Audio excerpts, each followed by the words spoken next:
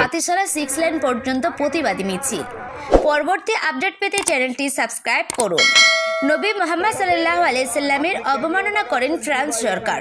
তারই প্রতিবাদে আজ গাবতলা বাজারে একতাবদ্ধ হয়ে মিছিল করেন সমাজসেবী সংগঠন আরাফ ও সিদ্দিকে ওয়েলফেয়ার অ্যাসোসিয়েশন।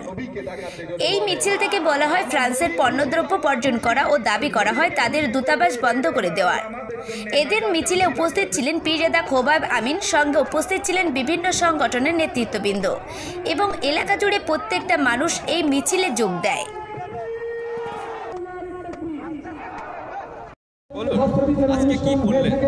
আজকে ফ্রান্সের বিরুদ্ধে আমাদের এই লড়াই, বাংলা থেকে বাংলার মুসলিমরা নবীর মহাব্বতে ফ্রান্স যে রসুলকে নিয়ে যে চিত্র তৈরি করেছে তার বিরুদ্ধে আমাদের লড়াই, ফ্রান্সের সমস্ত দ্রব্য বয়কটের লড়াই এবং ভারত থেকে এই দ্বারা আমরা মেসেজ দিতে চাই ফ্রান্সকে যে ভারত কেন গোটা বিশ্বের মানুষ নবীর বিরুদ্ধে কথা বললে তারা মুসলিমরা বসে থাকবে না।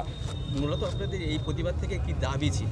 আমাদের দাবি ছিল এটাই যে আজকে আমরা আমাদের যে ভারত অ্যাম্বাসি আছে সেখানে আমরা এই মেসেজটা পৌঁছাতে চাই ফ্রান্সের অ্যাম্বাসিতে, তারা যেন জানায় ফ্রান্সকে যে গোটা বিশ্বের মুসলিমরা খেপে গেছে, যে কারণে তারা যেন ভুল স্বীকার করে। ঐক্যর ব্যাপারে কি বলবেন? ঐক্যর ব্যাপারে বলবো যে আজকে এখানে জাতি ধর্ম বর্ণ নির্বিশেষে বাংলা সংস্কৃতির মাটি, যারা সংস্কৃতি শেখায়, এটা নজরুলের মাটি, রবীন্দ্রনাথের মাটি, দাদা হুজুরের মাটি, বসের আল্লামা হুজুরের মাটি। যদি ফ্রান্স সরকার এই কম্প্রোমাইজ না করে তাহলে আপনারা কি করবেন?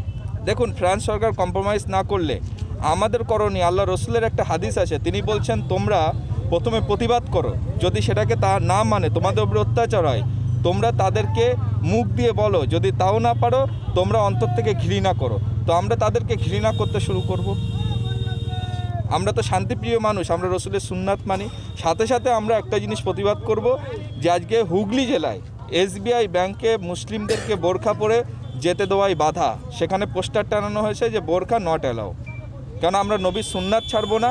এর জন্য আমি বলবো গোটা বাংলার মুসলিমরা এক হয়ে SBI থেকে মুখ ফিরিয়ে নিন, তাতে আমাদের কোনো অসুবিধা হবে না।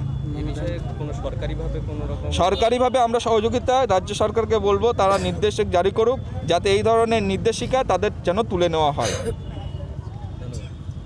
পরবর্তী আপডেট পেতে আমাদের চ্যানেলটি সাবস্ক্রাইব করুন। আপনারা দেখছেন IPN বাংলা, সবার সাথে সবার পাশে।